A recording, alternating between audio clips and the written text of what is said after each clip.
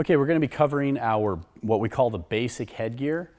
This is a great piece of equipment, very versatile for doing all different types of your cervical rehabs, whether it be strengthening the head into retraction, lateral flexion, rotation, whatever the deficiency that you have located in the cervical spine musculature is. This one piece of equipment is going to be able to do all those different things. So we're going to be running through how to properly fit this device, how to properly anchor it, and then how to use our markers to keep us in our safe working zone. First, make sure you got a nice clear area on the floor, no tripping hazards, things like that. We don't want to have a fall. Your SLASTIC should be anchored to your spine or performance station, which should be anchored into a stud, not a commercial stud, but a wood stud or some type of reinforced commercial wall. As you can see here, we're going to take this out to the 0. We're going to go ahead and drop our marker. Then our client or patient can see that right there. We're going to take this out to about our max working zone. So there's the max. We're going to take one step back. Now we need to have the client or patient stay within these 2 dots. Okay, and that's where the work is going to take place. Go ahead and come right up here.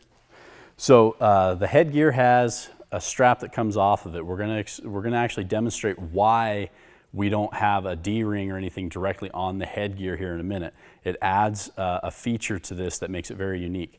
So we're going to just do some basic head retraction exercises and some deep cervical flexors. A lot of cervical neck pain is associated with the weakness in the cervical deep flexors. And so we're going to show some solutions for that. The first time I put this device on a patient or client, I actually fit it to them so they can feel how tight it's supposed to be and how to do it. After that, they're perfectly capable of doing it themselves. So initially, I just get this centered where I want it, whether I'm doing some lateral flexion or head extension or whatever I might be doing. I position that anchor where it's advantageous. Now you'll squeeze this down and it should be pretty snug because this equipment is designed not to slip on the head. I can kind of demo that. I can actually pull her around pretty good. So thank you. What we're going to do is there's her dot, so she's already there. She's going to turn and face our spine, and obviously we put the anchor in the direction that we want to resist against. So we're all hooked up. You see we're hooked into the D-rings, so we know we're not slipping off. Even if this tube breaks, it's going to stay within the safety sleeve. It's not going to come shooting at her eye or anything like that. And we're anchored into our solid anchor. Now she's within her working space. You see there's a little dip here, so we know in this position, she does not have any resistance. Depending on where your client or your patient is in their rehab, will dictate how much tension you begin them off with. So let's just say this is new, this is fresh, we're just starting to engage them in the active therapy to help strengthen the neck. I prefer to have that small little dip in there so that then when they do their head retraction exercises, they start to get resistance as soon as they move, not before. So go ahead and do a head retraction, good. So you can see we're starting to stretch. Obviously the head's not moving a whole bunch, so we're just seeing the SLASTIC kind of get the little bit of tension in it. Now if they progress and they're ready to handle some more, you go ahead and have them take another little step back, you can work them back further because this is progressive resistance. The further they get away from your anchor, the more the resistance is actually going to increase. So now another component to this that we can do, why we have this strap, go ahead and turn and face the camera.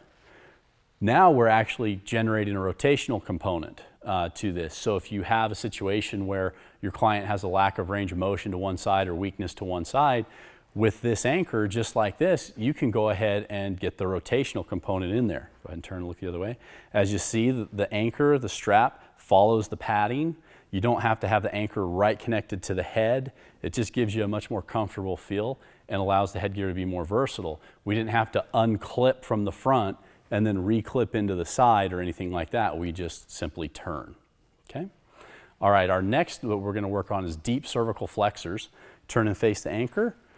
Simply just unhook, up, and you can choose which angle you're gonna need to get the best leverage for activating the deep cervical flexors. The way I prefer to activate my the deep cervical flexors is I get their chin just a little bit up, and you try to have them draw their head down in between their shoulders. If you look at the deep cervical flexors, they all attach to the anterior portion of the spine. That's the direction they pull. They actually promote a nice lordosis in the neck. And so when you strengthen those, you're going to improve that.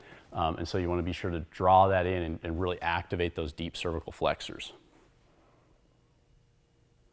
Great.